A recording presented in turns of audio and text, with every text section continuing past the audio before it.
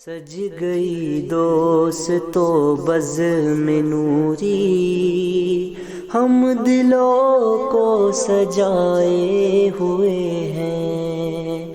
آج موسم آج موسم ہے کتنا سہانا، میرے سرکار آئے ہوئے ہیں۔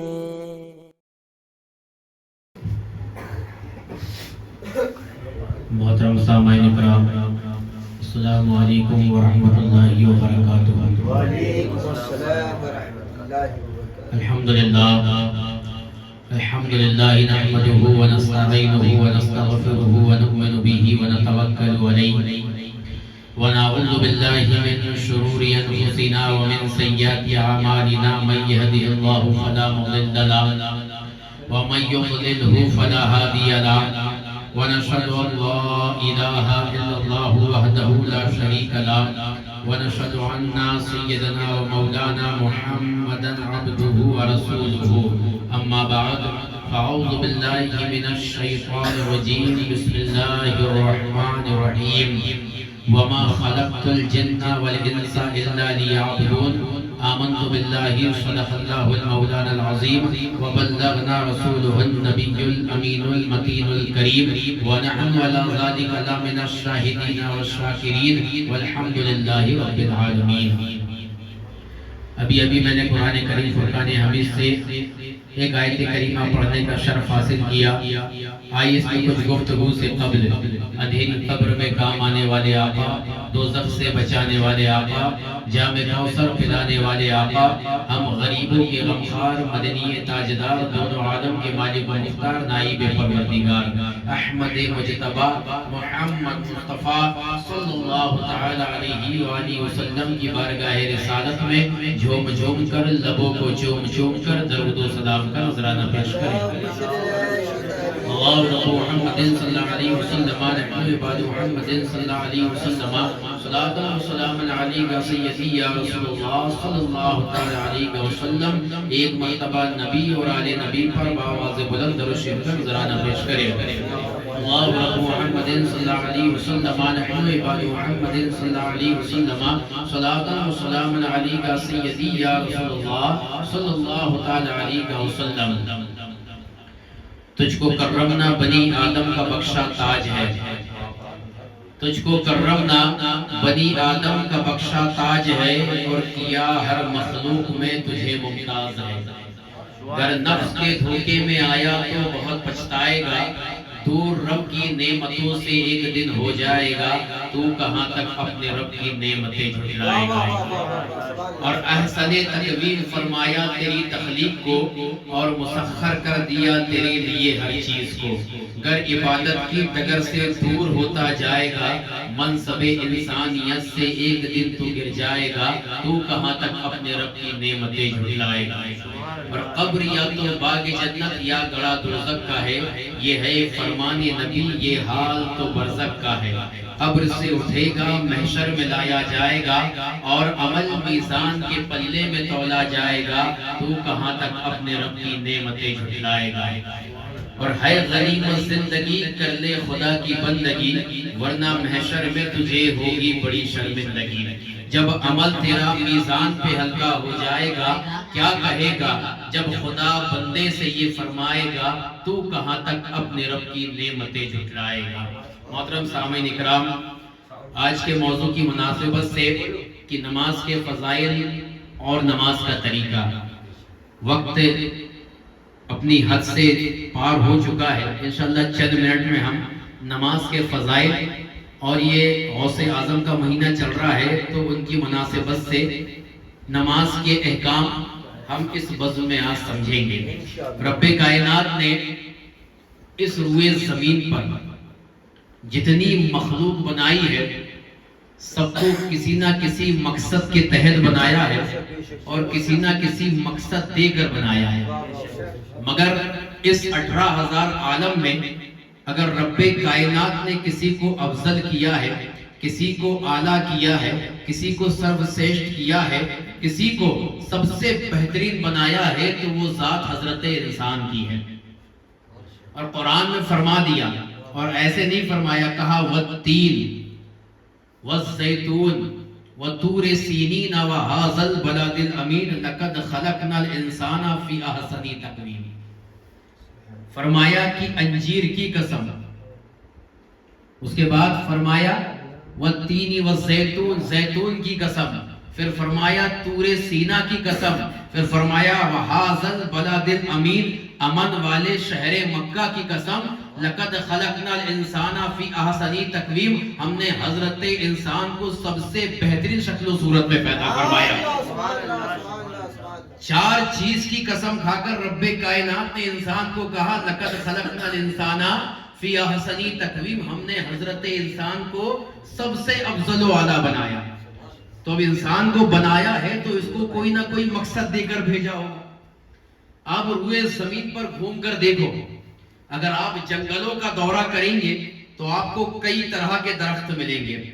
آپ اگر صحرا کا دورہ کریں گے تو آپ کو کئی طرح کے چشمے، دریا اور سمندر ملیں گے. اگر آپ اس زمین کے اوپر آپ سیر و تفریح کریں گے تو کئی طرح کے جانور ملیں گے آپ کو. مگر یہ تمام کی تمام چیز جو ہے یہ دنیا کے اندر رب کائنات نے انسان کے لیے بنائی ہے. اگر آپ کبھی جنگلوں میں گزرے اور آپ کو بھوک کا احساس ہو تو آپ بساختہ اپنے ہاتھ کو بڑھا کے پیڑ سے ایک پھل کو توڑیں گے اور کیا کریں گے، اسے اپنی مرضی کے مطابق توڑیں گے، مروڑیں گے، کاٹیں گے، پیٹیں گے اور اپنی بھوک مٹانے کے لیے کھائیں گے. مگر یہ دیکھیے کہ آپ نے اس پیڑ سے پھل کو توڑا اور اپنے ہاتھ میں لیا، اسے توڑا، مروڑا، کاٹا. کیا کبھی پھل نے آپ سے خطاب کیا کہ یہ انسان مجھے توڑتا کیوں ہے، مجھے کاٹتا کیوں ہے، مجھے کھاتا کیوں ہے؟ وہ پھل جانتا ہے کہ میں انسان کے لیے ہوں، وہ اپنے مقصد کو جانتا ہے، میں انسان کے لیے ہوں. آپ صحرا میں چلتے ہیں اور معاملہ یہ ہے کہ کبھی پیاس کی شدت ہو تو کبھی دریا میں رکتے ہیں، کبھی جھرنے میں رکتے ہیں، کبھی چشمے میں رکتے ہیں، کبھی سمندر کے قریب جاتے ہیں، چلو میں آپ پانی لیتے ہیں اور اپنی پیاس کو بجھاتے ہیں. مگر اتنا بڑا سمندر ہے، اتنا بڑا چشمہ ہے، اتنا بڑا دریا ہے کہ کبھی دریا نے تم سے خطاب کیا کہ میرے اس دریا کے اندر سے چند قطرے کیوں لیتا ہے؟ وہ جانتا ہے کہ میں انسان کے لیے ہوں. کبھی گھوڑا ہے، کبھی کھچر ہے، کبھی گدھا ہے. آپ کو جب سواری کرنا ہوتا ہے، سیر و تفریح کے لیے نکلنا ہوتا ہے تو کبھی گھوڑ سواری کرتے ہیں، کبھی کھچر کی سواری کرتے ہیں. کوئی سامان آپ کو لوڈ کرنا ہوتا ہے، کہیں سے کہیں تک بھیجنا ہوتا ہے تو آپ گدھے کا سہارا لیتے ہیں. یہ بتاؤ کبھی آپ گدھے پہ سوار ہوئے یا گھوڑے پہ سوار ہوئے، کبھی گھوڑے نے خطاب کیا کہ میرے اوپر بیٹھتا کیوں ہے، میرے اوپر بیٹھتا کیوں ہے؟ وہ جانتا ہے کہ میں انسان کے لیے ہوں، وہ جانتا ہے کہ میں انسان کے لیے ہوں. کبھی معاملہ یہ ہوتا ہے کہ اس زبان کا ذائقہ بدلنا ہو تو کچھ رب کائنات نے جانور کو ہمارے لیے حلال کر کے رکھا ہے. کبھی زبان کا ذائقہ بدلنا ہو تو ہم چھری اٹھاتے ہیں، گردن پہ رکھتے ہیں، بسم اللہ اللہ اکبر پڑھتے ہیں اور ذبح کر دیتے ہیں. یہ بتائیے کہ کبھی آپ نے جانور کی گردن پہ چھری رکھی ہو، جانور میں بے ساختہ تمہیں کہا ہو کہ مجھے مارتا کیوں ہے، مجھے کاٹتا کیوں ہے؟ کبھی کہا اس نے؟ نہیں کہا. وہ جانتا ہے کہ میں انسان کے لیے ہوں. تو یہ اپنے مقصد کو جانتے ہیں کہ رب کائنات نے ہمیں حضرت انسان کے لیے پیدا کیا. مگر میں نے عالم خیال میں رب کائنات کی بارگاہ میں عرض کیا کہ مولا ساری چیز ہمارے لیے مگر ہم کس کے لیے؟ تو رب کائنات قرآن میں ارشاد فرماتا وَمَا خَلَقْتُ الْجِنَّ وَالْإِنسَ إِلَّا لِيَعْبُدُونِ کہ اے بندے میں نے تجھے اپنی عبادت کے لیے بنایا ہے. ساری چیز تیرے لیے اور تو میرے لیے ہے. تو ہر کسی کو اپنا مقصد معلوم ہے. مگر اے بندے تو اس دنیا میں آنے کے بعد اپنا مقصد بھول گیا کہ رب کائنات نے تجھے کس مقصد کے لیے بھیجا تھا. ایک چرند پرند کو اپنے مقصد معلوم ہے، ایک پھل کو اپنے مقصد معلوم ہے، دریا پہاڑ کو اپنے مقصد معلوم ہے، جانوروں کو اپنے مقصد معلوم ہے. مگر اے انسان تو سب سے افضل مخلوقات ہوتے ہوئے، سب سے سروشریشٹھ مخلوقات ہوتے ہوئے، سب سے بہترین مخلوقات ہوتے ہوئے تو اپنے مقصد کو اس دنیا میں آ کر بھول گئی کہ رب کائنات نے تجھے عبادت کے لیے پیدا فرمایا.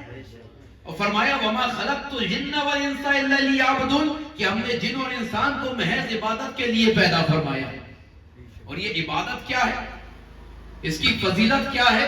تو اس کی فضیلت سب سے بڑی یہی ہے کہ یہ رب کائنات کی سب سے بہترین عبادت ہے کہ یہ ہمیں اس کے سامنے جھکنے کا موقع عطا فرماتی ہے, اس کی بندگی کا موقع عطا فرماتی ہے, اس کی قربت کا موقع عطا فرماتی ہے, اس سے قریب ہونے کا موقع عطا فرماتی ہے. تو سب سے بہترین عبادت اگر دنیا میں کوئی ہے تو وہ رب کائنات کی بندگی ہے. اور امام غزالی اپنی کتاب مکاشفۃ القلوب میں لکھتے ہیں کہ رب کائنات نے 3 طرح کی مخلوقات کو پیدا فرمایا. کتنی طرح کی؟ 3 طرح کی مخلوقات کو. ایک نوری مخلوق ہے جسے فرشتے کہتے ہیں, ایک خاکی مخلوق ہے جسے حضرت انسان کہتے ہیں, اور ایک جانور ہے, چرند پرند ہے. مگر یہ تینوں کی خصلت اور خاصیت الگ الگ. رب کائنات نے فرشتوں کو عقل و شعور عطا فرمایا, نفس عطا نہیں فرمایا. توجہ, ہزاروں سال پہلے انسان سے رب کائنات نے کس کو بنایا؟ فرشتوں کو, اور نوری مخلوق نور سے پیدا فرمایا. مگر عقل و شعور عطا فرمایا, نفس عطا نہیں فرمایا. خواہشات فرشتوں کے اندر نہیں ہے. اور اسی دنیا میں دوسری مخلوق جانوروں کو پیدا فرمایا جن کو نفس عطا فرمایا, خواہشات عطا فرمائی, مگر عقل و شعور عطا نہیں فرمایا. اس کے پاس عقل نہیں رہتی ہے کہ کیا کرنا ہے. وہ جہاں چاہتا ہے منہ ڈال دیتا ہے, جس کے پیچھے جاتا ہے چل جاتا ہے. تو عقل و شعور فرشتوں کے پاس اور نفس جانور کے پاس, مگر سب سے سروشریشٹھ جو حضرت انسان ہے اس کو دونوں چیز عطا فرمائی. عقل و شعور بھی عطا فرمایا, نفس بھی عطا فرمایا. مگر خاصیت رکھی کہ ان دونوں چیز کو دینے کے بعد مقصد بتا دیا کہ اے انسان, اگر تو دنیا میں آ کر عقل و شعور سے کام لے اور اپنے مقصد کو نہ بھولے, اور جو یہ تیرا نفس ہے, جو تیری خواہشات ہے, اگر تو اس کو مار لے اور اس کے اوپر غلبہ کر لے, یعنی نفس کو اپنا غلام بنا لے, نفس کو اپنا غلام بنا لے اور رب کائنات کے احکام پہ چلنے کی کوشش کر لے, تو پھر رب کائنات تجھے وہ مرتبہ عطا فرماتا ہے کہ جو نوری مخلوق فرشتے ہیں اس سے افضل والا کر دیتا ہے. مگر اگر تو اس نفس کے بہکاوے میں آ گیا اور اس کا غلام بن گیا تو تو جانوروں سے بدتر ہو جائے گا, کیونکہ جانوروں کے پاس عقل و شعور نہیں ہوتا. رب نے تجھے عقل و شعور بھی عطا فرمایا ہے, تجھے نفس بھی عطا فرمایا ہے. اگر تو رب کے احکام پہ چل, رب کے فرمان پہ چل اور اپنے مقصد کو اس دنیا میں آ کر یاد رکھے, تو رب تجھے فرشتوں سے افضل و اعلیٰ کر دیتا ہے. مگر جہاں تو اپنے مقاصد سے ہٹا اور اپنے مقصد کو بھولا تو رب کائنات تجھے جانور سے بدتر کر دے گا. دیکھیے نا, یہ معاملہ ہے کہ کھاتے ہم بھی ہیں, کھاتا جانور بھی ہے. بچے ہمارے یہاں بھی پیدا ہوتے ہیں, بچے جانور کے یہاں بھی پیدا ہوتے ہیں. سوتے ہم بھی ہیں, سوتا جانور بھی ہے. تو جو کام ہم کرتے ہیں وہ بھی جانور کرتا ہے. تو پھر ہم میں اور اس میں فرق کیا ہے؟ ہم اس سے افضل و اعلیٰ کیسے ہو گئے؟ ہم اس سے بہترین کیسے ہو گئے؟ تو بہترین بنانے کے لیے رب نے اپنی عبادت کو رکھا ہے کہ عبادت تمہیں ممتاز کرتی ہے اور تمہیں جانوروں سے الگ کرتی ہے. اگر تم دنیا میں آ کر صرف کھا رہے ہو, پی رہے ہو, کما رہے ہو, سو رہے ہو, تو تم میں اور جانور میں کوئی فرق نہیں ہے. مگر اس کے ساتھ ساتھ اگر تم نے اپنے مقصد کو یاد رکھا اور رب کی عبادت میں لگ گئے تو پھر تم جانوروں سے افضل و اعلیٰ, فرشتوں سے افضل و اعلیٰ, اور رب تمہیں سب سے افضل و اعلیٰ کر دے گا.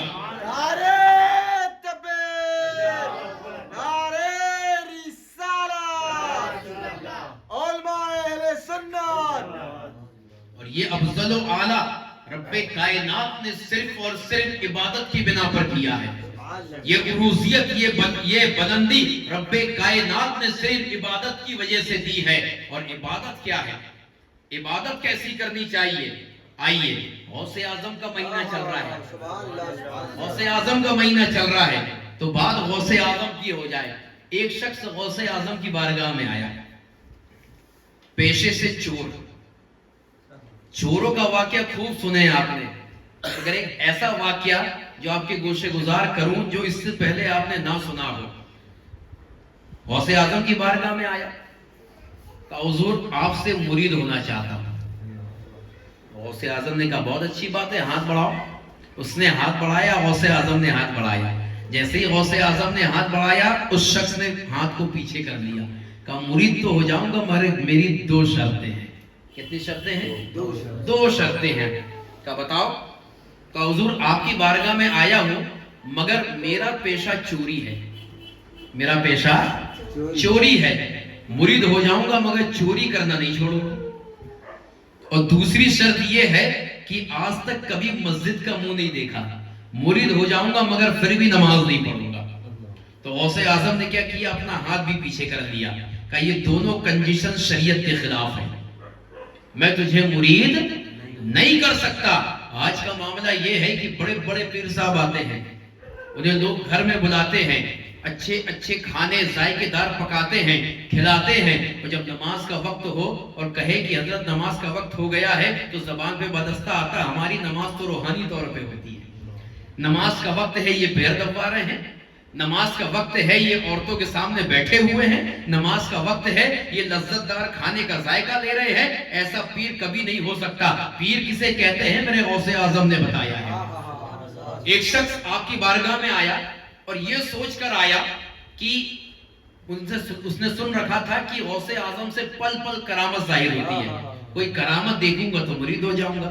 ये सोचकर गौसे आजम की बारगाह में आ गया।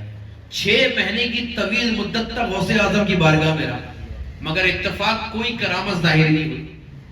6 महीने के बाद जाने लगा तो जाते जाते सोचा कि हुजूर से मुलाकात कर लूं।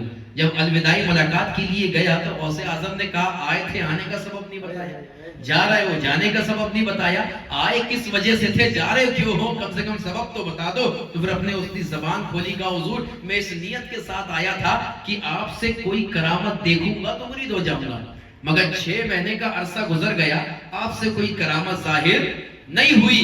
तो गौसे आजम मुस्कुराए, कहीं 6 महीने में तुझे करामत नजर नहीं आई? कहा हुजूर नहीं आई। कहा ये बता मुझे अहकामे खुदाबंदी की खिलाफ वर्जी करते हुए देखा? कहा हुजूर नहीं देखा। कहा कभी नमाजों को छोड़ते हुए देखा? कहा हुजूर नहीं देखा। कहा कभी सुन्नते मुस्तफा को छोड़ते हुए देखा? कहा हुजूर नहीं देखा। कहा कभी इस्लाम के खिलाफ कोई काम करते हुए देखा? कहा हुजूर नहीं देखा। तो फिर बता इससे बड़ी भी कोई करामत होगी? फिर इससे बड़ी भी कोई करामत होगी? आगे गौसे आजम फरमाते सुन, अगर तू किसी को दरिया में चलता हुआ देखे और हवा में उड़ता हुआ देखे, उसे उस वक्त तक वली मत समझना जब तक ये ना देख ले शरीयत का पाबंद है या नहीं, शरीयत का पाबंद है या नहीं। ये तालीमात गौसे आजम ने दी है। तो गौसे आजम ने अपने हाथ को पीछे खींच लिया, कहा ये दोनों शर्तें शरीयत के खिलाफ है, मैं तुझे मुरीद नहीं कर सकता। अब जब उसने गौसे आजम ने कहा तो ये वास्ता देने लगा, कहा हुजूर आपको आपकी माँ का वास्ता, आपको आपके बाप का वास्ता, आपके नसब का वास्ता, कई चोरों को आपने निभाया है, मैं भी एक सही, मुझे भी निभा लो। का निभा तो लूंगा मगर शर्त ये है चोरी छोड़ना पड़ेगा, नमाज पढ़ना पड़ेगा। का हुजूर ये नहीं हो सकता। तो कहा मैं तुझे मुरीद नहीं कर सकता। अब ज्यादा मन्नत समाजत हुई और ज्यादा इसरार हुआ तो गौसे आजम ने कहा तेरी शर्त तो नहीं मानता मगर मेरी एक शर्त है। तेरी शर्त तो नहीं मानता, मेरी एक शर्त है, अगर तू उसे मान ले तो मैं तुझे मुरीद कर दूंगा। कहा हुजूर आपकी कोई भी शर्त मंजूर है, 1 या 10 शर्त बोलोगे, 10 शर्त मंजूर है। तो कहा ठीक है, तू नमाज नहीं पढ़ता अलग बात है, चोरी नहीं छोड़ेगा अलग बात है, मैं तुझे उस बिना पे मुरीद नहीं करता, इस शर्त पे मुरीद करता हूं कि अगर तू नमाज नहीं पढ़ा अलग बात है, मगर जब अजान का वक्त हो और तू जहां हो वहां अजान दे देना, जहां पर अजान का वक्त हो वहां पर अजान दे देना। तो उससे ये बड़ी आसान शर्त लगी। कहा हुजूर ठीक है, ये मंजूर है मुझे, मंजूर शर्त को कर लिया, गौसे आजम ने मुरीद कर लिया। अब ये मुरीद होकर घर आ गए। पेशे से चोर बीवी भी जानती थी चोरी करके घर का मामला चलता है। अब मामला ये हुआ कि ये रोज सुबह फजर में उठे अजान दे सो जाए, जोहर हो अजान दे सो जाए, असर हो अजान दे सो जाए। 3-4 दिन गुजर गए। एक दिन बीवी बोलती है दिमाग खसक गया है, पगला गए हो, अजान देते हो सो जाते हो, अगर अजान देने की शौक है तो मस्जिद में जाओ, اذان دو، کم سے کم لوگ مسجد میں نماز پڑھنے آئیں گے، اور پھر اذان دے کر سو جاتے ہو، اذان کے بعد نماز بھی تو ہے، تو کم سے کم اذان دینے کے بعد مسجد جاؤ گے تو نماز بھی ادا ہوگی۔ کہ تم نہیں جانتی میں نے غوث اعظم سے کمپرومائز کر کے آیا ہے، میں نے ان سے وعدہ کر کے آیا کہ اذان ہی دوں گا۔ تو کہا ٹھیک ہے اذان دے رہے ہو، مگر 4 دن گزر گئے، گھر میں کھانے کا دانہ نہیں ہے، کم سے کم باہر نکلو، چوری چکیری کرو، کچھ لے کر آؤ تو گھر میں چولہا جلے۔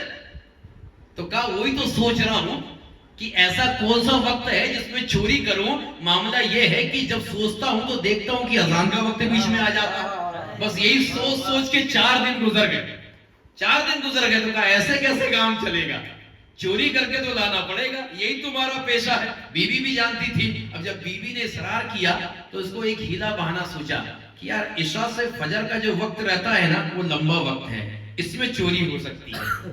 تو اس نے عشاء کی اذان دی اور نکل گیا، اور نکلا بھی کہاں، سب سے محلے کے بڑے گھر میں جہاں سونا چاندی ہیرے جواہرات رکھے تھے۔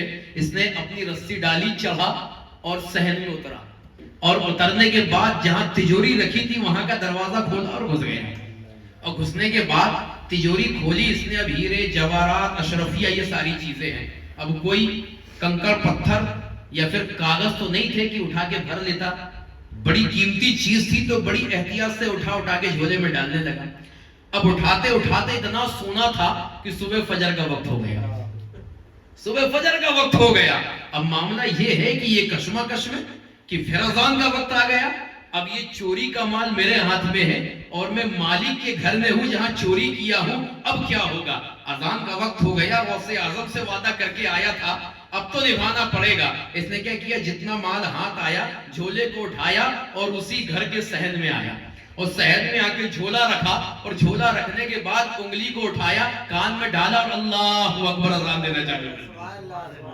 اب جیسے ہی اس نے اذان دینا چالو کی ہے، جس گھر میں وہ چوری کرنے آیا تھا تمام کی تمام مالک اور گھر کے لوگ جاگ گئے کہ ہمارے گھر میں کون آ گیا جو اذان دے رہا ہے۔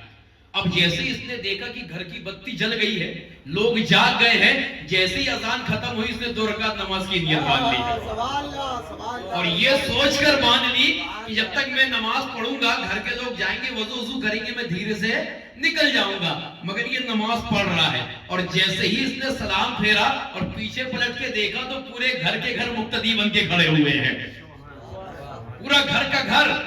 کہا جو گھر کا ہیڈ تھا اس نے کہا حضور سنت ادا کر لی، تکبیر پکاروں؟ اذان بھی دے دی ہے، سنت بھی پڑھ لی ہے، اب نماز بھی ادا کروا دو۔ کہا تم نہیں جانتے میں کون ہوں، میں نماز نہیں پڑھتا۔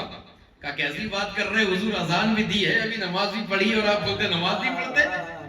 آج کا معاملہ یہ ہے کہ آپ نے آج فجر کی اذان دی ہے تو آپ کے اذان دینے کی بنا پہ ہمارا گھر کا گھر جاگ گیا ہے، نماز پڑھنے کے لیے جاگ گیا ہے۔ اب آپ نے اذان دی ہے، آپ نے سنت پڑھی ہے تو فرض کی تکمیل بھی کرانی پڑے گی۔ کہا میں نماز نہیں پڑھاتا، میں تو یہ معاملہ ہے کہ ایک بزرگ کے ہاتھ میں ہاتھ دے کے پھنس گیا ہوں۔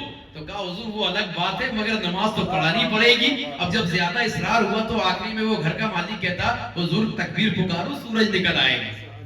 تو انہیں غصے میں کہا ٹھیک ہے پکارو، ٹھیک ہے پکارو۔ اب جیسی تکبیر پکاری گئی، یہ مصلی امامت پہ جو چوری کرنے آیا ہے وہ امامت کر رہا ہے، اور جو گھر کا مالک ہے پیچھے مقتدی بن کے نماز پڑھ رہا ہے۔ اب جب معاملہ یہ ہے کہ یہ نماز پڑھا رہا ہے اور یہ نماز پڑھ رہے ہیں تو حجرے سے میرے غوث اعظم ان کو ملاحظہ فرما رہے ہیں، مرید بیٹھے ہوئے ہیں، غوث اعظم تخت پہ بیٹھے ہوئے مسکرا رہے ہیں۔ مرید نے کہا حضور مسکرانے کی وجہ؟ کہا مرید پھنس گیا، مرید پھنس گیا، اس نے مجھ سے وعدہ کر کے پھنس گیا۔ تو کہا حضور پھنس گیا ہے نکال دو۔ کہا نکلے گا بھی، ابھی پھنسا ہے ابھی نکلے گا بھی۔ اب یہ نماز پڑھا رہا ہے، پہلی رکعت ہوئی، دوسری رکعت ہوئی، اور جیسے ہی سلام پھیرا ہے، اب سلام پھیرنے کے بعد گھر کا گھر اس کی تعظیم کر رہا ہے، گھر کا گھر اس کی عزت کر رہا ہے، کوئی اس کے ہاتھ چوم رہا ہے، کوئی اس کے پیر چوم رہا ہے، کوئی اس کے پیر دبا رہا ہے۔ کہا آپ تو اللہ کے نیک بندے ہیں، کہا آپ تو اللہ کے مخصوص بندے ہیں، کہا آپ تو اللہ کے ولی ہیں، کہا آپ کی وجہ سے آج ہم نے رب کائنات کی بارگاہ میں عبادت کی ہے اور اس کی بارگاہ میں ہمیں سجدہ جھکانے کی توفیق ہو گئی ہے۔ اب جب اس نے دیکھا کہ یار یہ تو میری تعظیم و توقیر کر رہے ہیں، میرے گلے ہی پڑ گئے ہیں، تو اس نے کہا ہے کہ جو تم سمجھ رہے وہ میں نہیں ہوں، اب حقیقت سنو، میں تو تمہارے گھر پہ چوری کرنے آیا تھا، تو کہا حضور آپ نے اپنی ولایت پہ چوری کا پردہ ڈال دیا ہے. کہا تمہیں یقین نہیں ہو رہا؟ یہ دیکھو جھولے میں سونا چاندی رکھے ہوئے ہیں, یہ تمہارے گھر کے چرائے ہوئے ہیں. کہا حضور وہ الگ بات ہے, مگر معاملہ یہ ہے کہ آپ تو اللہ کے نیک بندے ہیں, اور اگر آپ نے اذان پکاری ہے, آپ نے سنت پڑھی ہے, آپ نے نماز پڑھائی ہے, تو جو اذان پکار سکتا ہے, جو سنت پڑھ سکتا ہے, جو نماز پڑھا سکتا ہے, ہمارا دعویٰ ہے کبھی چور نہیں ہو سکتا, کبھی چور نہیں ہو سکتا. اب غوث اعظم مسکرا رہے ہیں. یہ معاملہ یہ ہے. اب جب دیکھا اس نے کہ اتنی بتانے کے بعد بھی لوگ تعظیم و توقیر کر رہے ہیں, لوگ عزت کر رہے ہیں, اب اس کی دل کی دنیا بدلتی نظر آ رہی ہے, اب اس کا معاملہ بدلتے نظر آ رہا ہے. اور معاملہ یہ ہے کہ جب دل کی دنیا بدلی نا, تو اس نے غوث اعظم کے حجرے کی طرف اپنے رخ کو کیا اور ہاتھ اٹھایا, کہا یا سیدی عبد القادر جیلانی, رب کائنات کی بارگاہ میں نے ایک مرتبہ اذان پکاری اور اس کے بعد میں نے نماز پڑھی, میں نے نماز پڑھائی, تو ایک مرتبہ نماز پڑھنے کے عوض رب کائنات اتنی عزتوں سے نواز رہا ہے, اتنی بہاروں سے نواز رہا ہے کہ لوگ میری عزت کر رہے ہیں. اگر میں ہما وقت اس کی عبادت کرنے والا بن جاؤں, اس کے سامنے سجدہ کرنے والا بن جاؤں, تو رب کتنی عزتوں سے مجھے نوازے گا, کتنی عزتوں سے نوازے گا. تو معاملہ یہ ہے کہ رب کائنات نے ہمیں پیدا فرمایا, رازق وہ ہے. واقعہ بتانے کا مقصد یہ تھا کہ رب کائنات نے ہمیں یوں ہی پیدا نہیں فرمایا, ہم اس کی عبادت نہیں کرتے مگر وہ کھانے کو دے رہا ہے, ہم اس کی عبادت نہیں کرتے مگر وہ ہمیں پیاسا نہیں چھوڑتا, ہم اس کی عبادت نہیں کرتے, وہ ہمیں رات میں سلاتا ہے, چین کی نیند, صبح کو اٹھاتا ہے, صبح کو اٹھاتا ہے. یہ بنا عبادت کیے رب کائنات ہمیں اتنی نعمتوں سے نواز رہا ہے, اتنی نعمتیں عطا فرما رہا ہے. جب اس کی عبادت نہ کرے تب, اب جب عبادت کرنے لگیں گے تو کتنا نوازے گا, عبادت کرنے لگیں گے تو کتنا نوازے گا. بے عبادت کے اتنا دے رہا ہے, جب عبادت کرنے لگیں گے تو کتنا نوازے گا رب کائنات. اگر انسان یہ سوچ لے, انسان یہ سمجھ لے, تو پھر اس کو اس دنیا میں آنے کا مقصد پتا چل جائے کہ میں کس مقصد کے لیے پیدا کیا گیا ہوں. اور غوث اعظم رضی اللہ تعالیٰ عنہ آپ فرماتے ہیں, رب نے مجھے منصب غوث ایسے عطا نہیں فرمایا, نہ مجھے نسب کی وجہ سے منصب غوث ملا ہے, نہ آل رسول ہونے کی وجہ سے منصب غوث ملا ہے, نہ باپ کی وجہ سے منصب غوث ملا ہے, نہ ماں کی وجہ سے منصب غوث ملا ہے.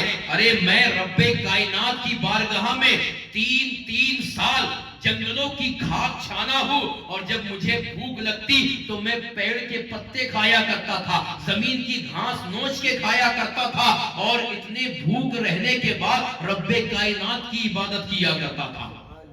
میں نے پیڑ کے پتے کھا کر 3 سال جنگلوں کی کھاک چھان کر, جب میں نے رب کائنات کی بارگاہ میں مراقبے کیے ہیں, رب کائنات کی بارگاہ میں ذکر و اذکار کیا ہے, رب کائنات کی بارگاہ میں رات و رات شب بیداری کی ہے, اور میں نے جب اس کی بندگی, جیسے اس کی بندگی کرنے کا حق ہے ویسے کیا ہے, جب رب کائنات مجھ سے راضی ہو کر مجھے منصب غوث عطا فرمایا ہے, منصب غوث عطا فرمایا ہے.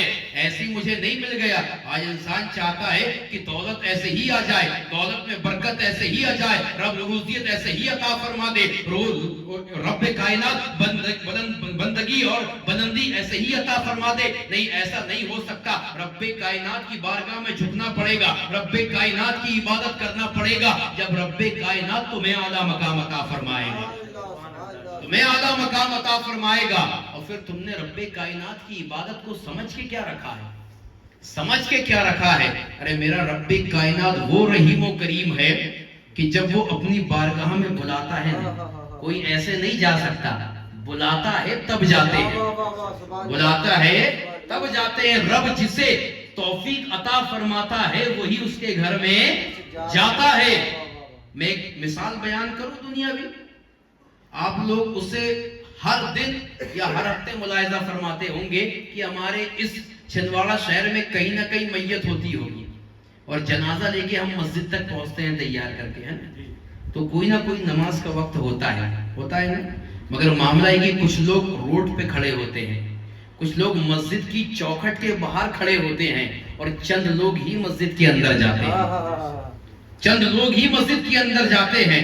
تو پتہ کیا چلا، رب جسے چاہے تو چوکھٹ پہ بلا کے اندر کروا لیتا ہے، اور جسے نہ چاہے اسے چوکھٹ پہ بلا کے بھی اندر آنے کی توفیق عطا نہیں فرماتا۔ تو اسے تو اپنی قسمت پہ رونا چاہیے کہ جو مسجد کی چوکھٹ پہ آ کے پھر اندر جانے کی توفیق نہ ہو رہی ہو، اسے اپنی قسمت پہ رونا چاہیے، اور رب کی بارگاہ میں اسے گڑگڑانا چاہیے، اپنی گناہوں سے توبہ کرنا چاہیے کہ مولا مجھ سے ایسی کیا غلطی ہو گئی کہ اپنے گھر کی چوکھٹ تک بلا کے اندر بلانے کی توفیق عطا نہیں فرما رہا ہے۔ اور تم سمجھتے یہ ہو کہ میرے پاس ٹائم نہیں ہے، میں اللہ کی عبادت نہیں کرتا۔ تمہارے پاس ٹائم کا مسئلہ نہیں، تمہاری مرضی کا مسئلہ نہیں، یہ میرے رب کی مرضی کا معاملہ ہے۔ وہ جسے چاہتا ہے اسے اپنی بندگی کے لیے بلاتا ہے، اور جب بلاتا ہے نا تو میرے نبی فرماتے ہیں کہ بندہ جب اس کی عبادت کرنے کے لیے جاتا ہے اور جب مسجد کے اندر داخل ہوتا ہے تو معاملہ یہ ہے کہ اس کے سر پہ گناہوں کا پوٹلا ہوتا ہے، گناہوں کی گٹھری ہوتی ہے۔ تو فرشتے عرض کرتے ہیں مولا تیری بارگاہ میں آ گیا ہے، مگر سر سے لے کے پاؤں تک گناہ میں ڈوبا ہوا ہے، اتنے گناہوں میں ڈوبا ہوا ہے کہ اس کی گناہوں کی پوٹلی اس کے سر پہ رکھی ہوئی ہے، اور اس کنڈیشن میں تیری عبادت کرنے کے لیے آیا ہے۔ تو رب کائنات کہتا ہے اے فرشتوں، عبادت کرنے کے لیے آیا ہے نا، تو جب تک یہ میری عبادت کر رہا ہے اس سے اس کے گناہوں کو ہٹا دو، اور گناہوں کو ہٹا کے ایک طرف رکھ دو۔ تو کہا مولا رکھ دے، اس کے بعد کا جب عبادت کر لے گا جب رکھ دینا واپس، جب عبادت کر لے گا جب رکھ دینا۔ تو کہا ٹھیک ہے۔ تو فرشتے اس کے گناہوں کو اس سے الگ کر دیتے ہیں، اب یہ رب کی عبادت کر رہا ہے، اور جب رب کی عبادت سے فارغ ہوتا ہے تو رب کی بارگاہ میں ہاتھ کو اٹھاتا ہے، کہا مولا جتنے گناہ ہوا ہے معاف کر دے، مولا کریم جتنی خطا ہوئی ہے معاف کر دے، اب سے تیری عبادت کروں گا، اب سے تیری بندگی کروں گا، اب سے تیرے سامنے جھکوں گا، اب سے نماز کو قضا نہیں کروں گا۔ جب اپنے گناہوں سے توبہ کرتا ہے، جب اپنی خطاؤں سے رجوع کرتا ہے، اور جب نماز سے فارغ ہوتا ہے جانے لگتا ہے، تو فرشتے کہتے ہیں مولا اب تو یہ جا رہا ہے، کیا اس کی گناہوں کی گٹھری کو اس کے سر پہ رکھ دے؟ تو میرا کریم رب فرماتا ہے اے فرشتوں یہ میری بارگاہ میں آیا تھا، میری عبادت کے لیے آیا تھا، میری بندگی کے لیے آیا تھا، میرے سامنے جھکنے کے لیے آیا تھا۔ جب اس میرے سامنے جھکا ہے، میری بندگی کی ہے، میری بندگی کرنے کے بعد میری بارگاہ میں ہاتھوں کو اٹھایا ہے، اپنی گناہوں کی معافی تلافی کی ہے، اپنے گناہوں سے توبہ کی ہے، اے میرے فرشتوں اتنے گناہوں سے توبہ کر لی ہے، اب اس کے گناہوں کو اس سے ہٹایا تھا، اب ہٹے رہنے دو، اب ہٹے رہنے دو۔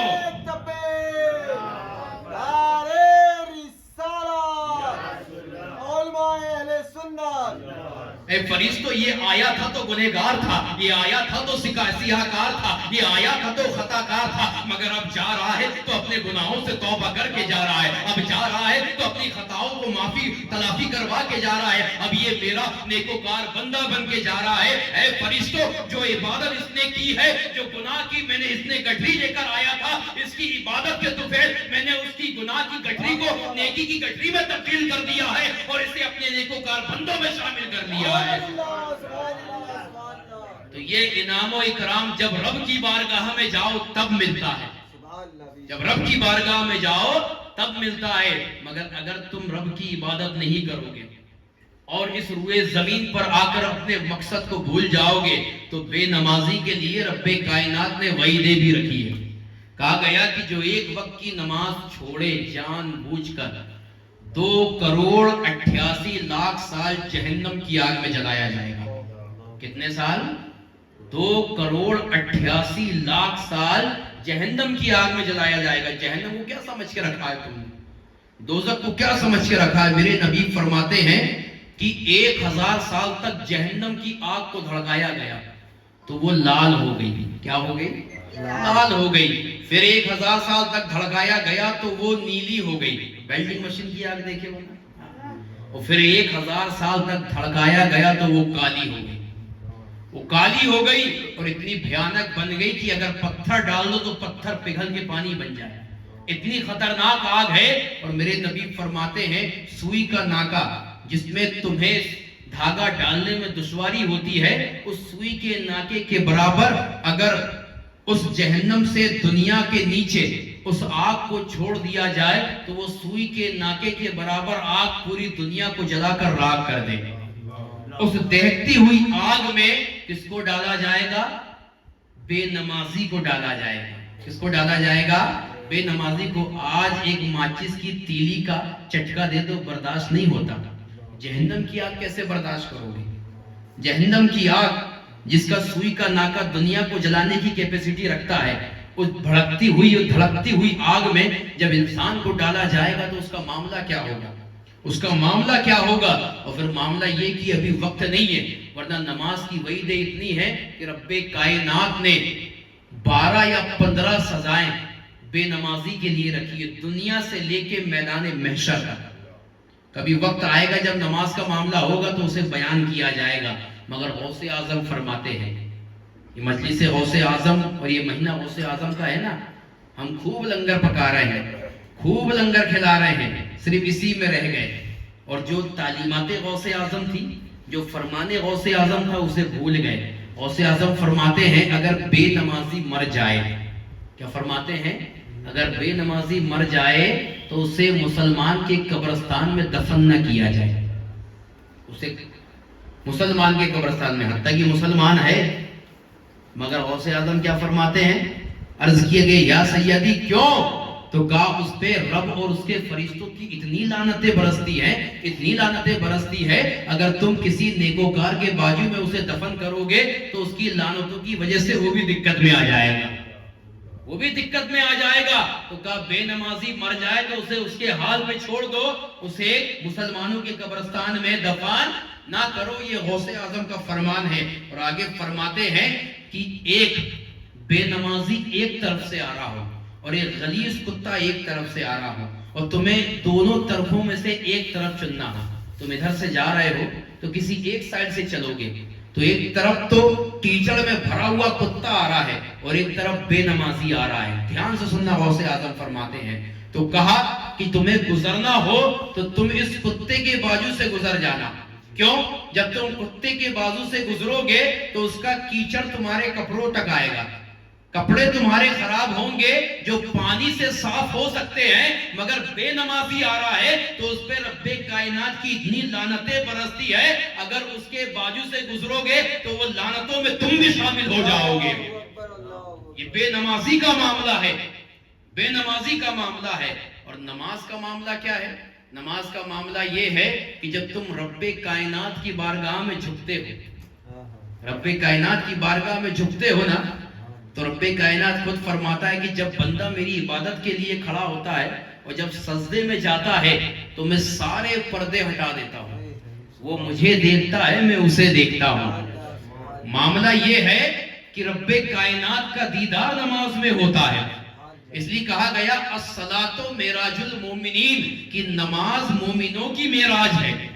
میرے نبی کی معراج وہ تھی کہ لامکاں پہ جا کے رب کا دیدار کیا، اور ان کے امتی کی معراج یہ ہے کہ نماز میں رب کائنات کا دیدار ہوتا ہے۔ مگر ہماری آنکھیں اتنی کیپیسٹی نہیں رکھتی کہ رب کا دیدار کرے، مگر رب ہمیں نماز میں ملاحظہ فرما رہا ہے، اور آگے فرما دیا اگر تو میری بندگی کرتا رہے کرتا رہے کرتا رہے اور اس مقصد کو مکمل کر کے جب تو قیامت کے میدان میں آئے گا تو سب سے پہلا تحفہ تجھے یہ عطا فرماؤں گا کہ اپنا دیدار کراؤں گا۔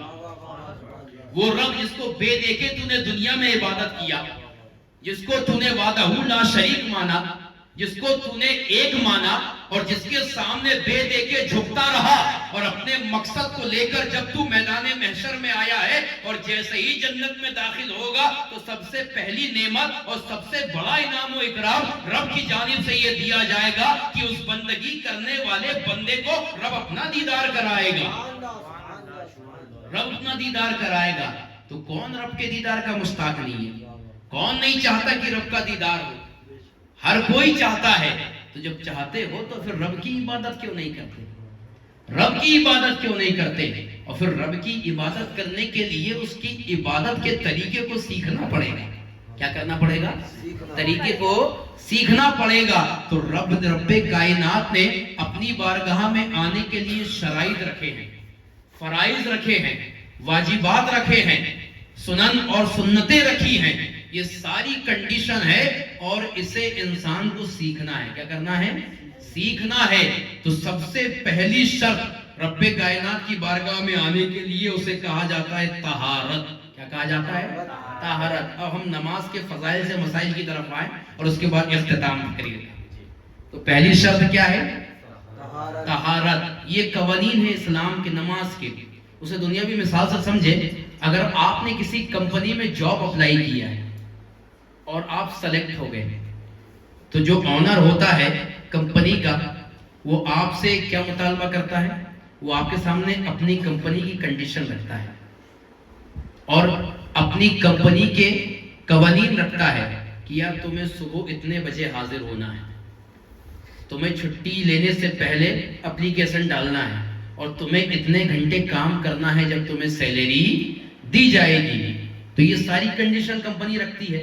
تو قوانین کمپنی نے بنائی، اگر تم اسے فالو کرو گے تو کمپنی میں ٹکے رہو گے اور اپنے کام کو صحیح طریقے سے انجام دو گے۔ تو بلا تمثیل رب کائنات نے اپنی عبادت میں آنے سے پہلے قوانین رکھے، شرط رکھ دی کہ میری بارگاہ میں آنا ہے تو پہلے اپنے آپ کو بھی صاف کر لو، اپنے آپ کو بھی پاک کر لو، اور صرف ظاہر کو نہیں باطن کو بھی پاک کر لو، اپنے جسم کو بھی پاک کر لو، اپنی روح کو بھی پاک کر لو۔ اور پھر کہا، میرے نبی کی حدیث ہے الطہارۃ نصف الایمان، کہ صفائی آدھا ایمان ہے۔ کیا ہے؟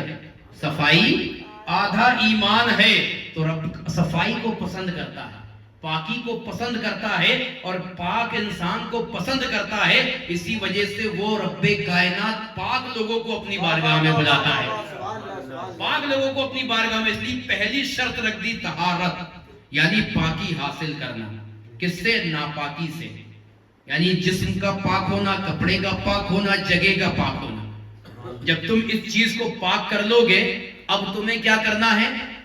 ستر عورت، اپنے ستر کو کپڑوں سے چھپانا ہے، اور جہاں تک چھپانا ہے رب کائنات نے کنڈیشن رکھ دی کہ تمہارے اس گھٹنے سے لے کے، ناف سے لے کے گھٹنے کے نیچے تک یہ مرد کو چھپانا ہے، اور عورت کو سر کے بالوں سے لے کے پیروں کے ناخن تک یہ عورت کا معاملہ ہے، انہیں چھپانا ہے، اور یہ کپڑوں سے ڈھک کے پاک ہو کر پھر رب کی بارگاہ میں آنا ہے، رب کی بارگاہ میں آنا ہے۔ تیسری شرط رکھ دی نیت۔ کیا رکھ دی؟ نیت، یعنی جو نماز کا پہلے تیسری شرط رکھ دی وقت۔ کیا رکھ دی؟ یعنی نماز کا وقت ہونا، بے وقت کوئی عبادت نہیں ہوتی، تو وقت میں آپ کو عبادت کرنا ہے۔ اس کے بعد چوتھی شرط رکھ دی نیت۔ کیا رکھ دی؟ نیت، کہ نیت ہونا جو نماز کی نیت ہے۔ اب نیت کو سمجھے، نیت دل کے ارادے کا نام ہے۔ کیا ہے؟ زبان سے کہہ لینا مستحب ہے، آپ دل میں ارادہ کر لیا نماز فجر پڑھنے جا رہا ہوں، نیت ہو گئی، نیت ہو گئی۔ پانچویں شرط ہے استقبال قبلہ، یعنی قبلہ کی جانب اپنے رخ کو کرنا۔ اس کے بعد چھٹی شرط ہے تکبیر تحریمہ۔ کیا ہے؟ اب تکبیر تحریمہ، اسے تکبیر اولیٰ بھی کہتے ہیں، یہ شرط بھی ہے، یہ فرض بھی ہے، یہ شرط بھی ہے، یعنی اپنے ہاتھوں کو کانوں تک اٹھانا۔ کہاں تک اٹھانا؟ کانوں تک، یعنی کانوں کی لو تک اٹھانا۔ اور کیسے اٹھانا؟ کہ آپ کی 10 انگلی قبلے کی طرف ہو۔ آپ نے نیت کی نا، نیت کی میں نے 2 رکعت نماز فجر واسطے اللہ تعالیٰ کے منہ میرا طرف کعبہ شریف کے، صرف منہ نہیں ہونا، آپ کے ہاتھوں کی 10 انگلی، پیروں کی 10 انگلی، آپ کا پورا وجود کعبے کی طرف ہے نا۔ کئی کے پیر ایسے ہوتے ہیں، کئی کے ہاتھ ایسے ہوتے ہیں، کئی کے ایسے ہوتے نہیں، بالکل ایسے رکھنا ہے۔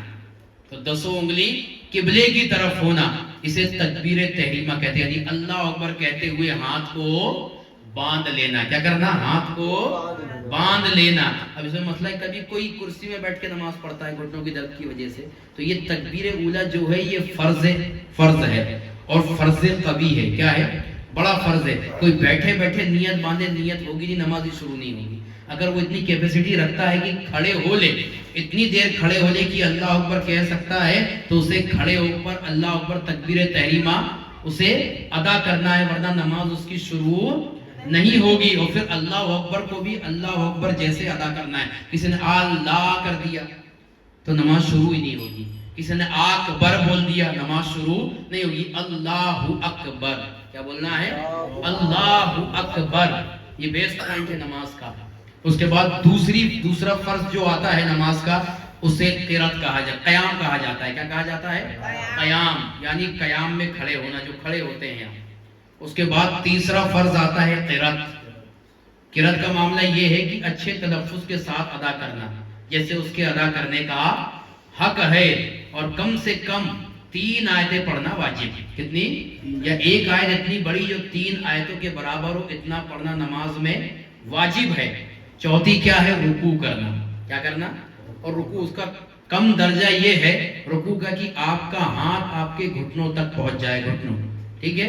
اور اس کا معاملہ یہ ہے کہ پیٹھ سیدھی ہو، اتنی فلیٹ پیٹھ ہو کہ کوئی بھرا ہوا پیالہ پانی کا رکھ دے تو چھلکنے نہ پائے. اتنی پیٹھ کو سیدھی کر کے آپ کو رکوع کرنا ہے. اور اس میں کہنا سبحان ربی العظیم. عظیم کیا بولنا ہے؟ عظیم. زو نکالنا ہے.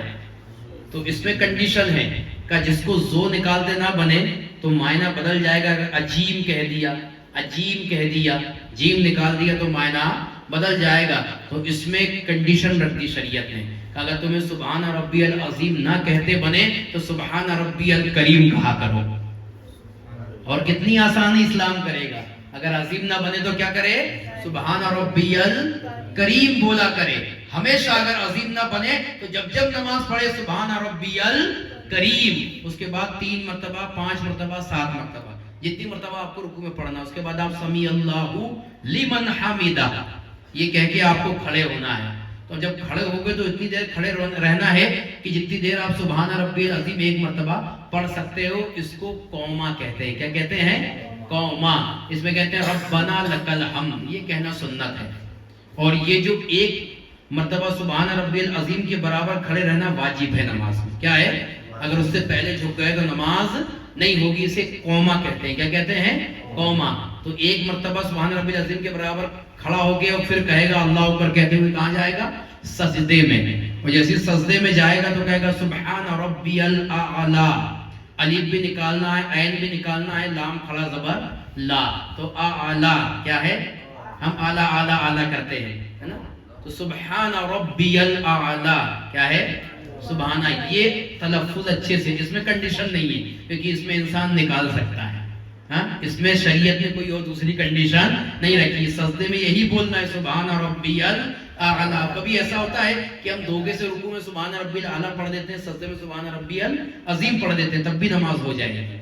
اگر آپ نے سجدے میں سبحان ربی العظیم پڑھ دیے اور رکوع میں سبحان ربی الاعلی پڑھ دیے، نماز ہو جائے گی. نماز میں کوئی رکاوٹ نہیں ہے، مگر اسے ترتیب سے ادا کرے تو بہتر ہے. اب جب پہلے سجدے سے اٹھے گا تو وہی 1 مرتبہ سبحان ربی الاعلی کے مقابل بیٹھے گا، یعنی پیٹھ سیدھی ہونی چاہیے. سجدے سے اٹھنے کے بعد کیا ہونا چاہیے؟ اور 1 مرتبہ سبحان ربی الاعلی کے مقابل بیٹھے گا. تو اسے جلسہ کہتے ہیں. کیا کہتے ہیں؟ جلسہ کہتے ہیں. اور اس میں اللہم اغفر لی یہ پڑھا جاتا ہے. یہ پڑھنا سنت ہے. کیا پڑھا جاتا ہے؟ اللہم اغفر لی، اللہ ہماری مغفرت فرما. پڑھ لیا تب بھی بہتر، نہیں پڑھا تب بھی نماز ہو جائے گی. اس کے بعد فوراً دوسرے سجدے میں جانا واجب ہے. اس کے بعد فوراً اور پھر وہی سبحان ربی الاعلی پڑھنا ہے آپ کو. اس کے بعد اسی طریقے سے دوسری رکعت ادا کرے گا. اور جب دوسری رکعت میں بیٹھے گا تو التحیات ہے نا، اور ایسے بیٹھے گا کہ آپ کا دایاں پیر جو ہے اسے کھڑا رکھنا ہے، اور دائیں پیر کی 5 انگلی میں سے کم 3 انگلی کا مڑے رہنا واجب ہے. کتنی انگلی کا؟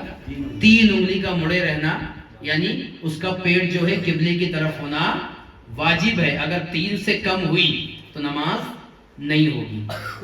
نماز نہیں ہوگی. تو 3 انگلی کا کم سے کم مڑے رہنا یہ واجب ہے. کیا ہے؟ واجب ہے. اس کے بعد جو دایاں بایاں پیر ہے اسے آپ کو بچھا کے بیٹھنا ہے. سمجھ میں آئی بات کیسے بیٹھنا ہے؟ اس میں اس کا پڑھیں گے التحیات. کیا پڑھیں گے؟ التحیات. یہاں التحیات کرتے رہتے ہیں، وہاں بھی صحیح واجب ہے. اگر ایک حرف بھی بنا مخارج کے اور اگر بنا تلفظ کے نکلا تو آپ کی نماز نہیں ہوگی. التحیات للہ والصلوات والطیبات. السلام علیکہ ایہا النبی ورحمۃ اللہ وبرکاتہ، السلام علینا وعلی عباد اللہ الصالحین، اشہد ان لا الہ الا اللہ واشہد ان محمدا عبدہ ورسولہ۔ بالکل تلفظ کے ساتھ، کیونکہ یہ واجب ہے۔ کیا ہے؟ یہ واجب ہے، تو اسے پڑھنا ہے۔ اس کے بعد درود ابراہیم دعائے معصورہ ہے، اسے پڑھیں گے تب بھی نماز ہو جائے گی، نہ پڑھیں گے تب بھی نماز ہو جائے گی۔ تو یہ نماز کے شرائط اور فرائض اور یہ طریقہ، یہ احکام ہے نماز کے۔ اس طریقے سے جب نماز پڑھو گے اور پڑھنے کے بعد رب کی بارگاہ میں دعا کرو گے تو میرا وجدان کہتا ہے رب تمہاری دعا کو قبول فرمائے گا۔ آج ہم کہتے ہیں یار ہم نماز بھی پڑھتے ہیں، عبادت بھی کرتے ہیں، ہماری رب کی بارگاہ میں ہماری دعا قبول نہیں ہوتی۔ تو پہلے دیکھو نماز پڑھ کیسے رہے ہو، پہلے اپنی کنڈیشن دیکھو کہ نماز کس طریقے سے تم ادا کر رہے ہو۔ ابھی اتنا وقت نہیں ہے کہ سمجھایا جائے، مگر نماز کی فضیلت سمجھو، اہمیت سمجھو کہ رب کائنات نے روزے کو، زکوٰۃ کو، حج کو، یہ تمام چیز کو رب نے دنیا میں نازل فرمایا، مگر نماز ایک ایسی چیز ہے کہ جس کو نبی نے اپنی آنکھوں کی ٹھنڈک کہا ہے۔ جب جب پڑھو گے، میرے نبی کہتے ہیں قرۃ عینی فی الصلاۃ، نماز میرے آنکھوں کی ٹھنڈک ہے۔ جب جب تم پڑھو گے میرے نبی کی آنکھوں کو ٹھنڈک ہوگی، میرے نبی خوش ہوں گے۔ اور یہ نماز وہ اہمیت کی حامل ہے کہ سارے فرض دنیا میں، اور رب نے اسے اپنے محبوب کو لامقام میں بلا کے دیا ہے، لامقام میں بلا کے دیا ہے۔ تو کتنی افضل یہ نماز ہے، کتنی بہترین عبادت یہ نماز ہے، اور اسے آج ہم چھوڑتے نظر آ رہے ہیں۔ تم نماز چھوڑو گے تو نہ تمہارے گھر میں برکت ہوگی، نہ تمہارے رزق میں برکت ہوگی، نہ تمہارے کاروبار میں برکت ہوگی۔ اگر تم کو روزیت، بلندی، گھر میں، کاروبار میں، رزق میں برکت چاہتے ہو تو یہ برکتیں رب کائنات نے اپنی عبادت میں رکھ دی ہے، اپنی عبادت میں رکھ دی ہے۔ اور میرے نبی فرماتے جس گھر میں ایک بھی بے نمازی ہوتا ہے اللہ اپنے رحمت کے فرشتے سے اپنی رحمت وہاں نازل نہیں فرماتا۔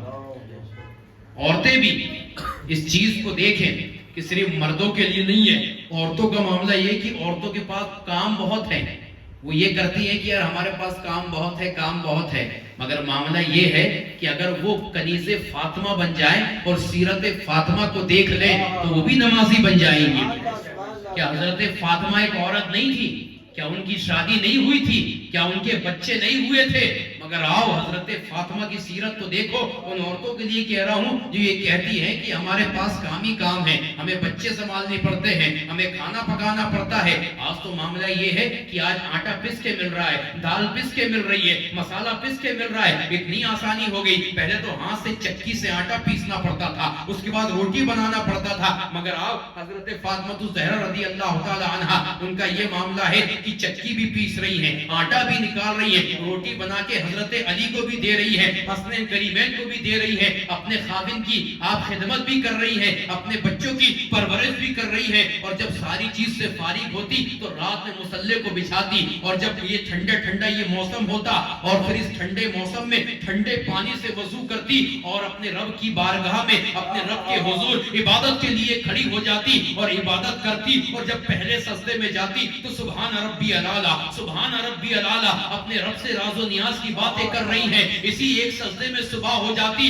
اور حضرت بلال اذان دے دیتے تو سجدے سے اٹھا کے رب کی بارگاہ میں اپنے ہاتھوں کو اٹھاتی اور کہتی کہ اے مولا یہ تیری بندی تیری عبادت کے لیے جھکی تھی، تو نے کتنی چھوٹی رات بنائی ہے کہ تیری بندی جی بھر کے ایک سجدہ بھی نہیں کر سکتی، کبھی اتنی طویل رات بنا کہ یہ تیری بندی فاطمہ جی بھر کے تیری عبادت کرے۔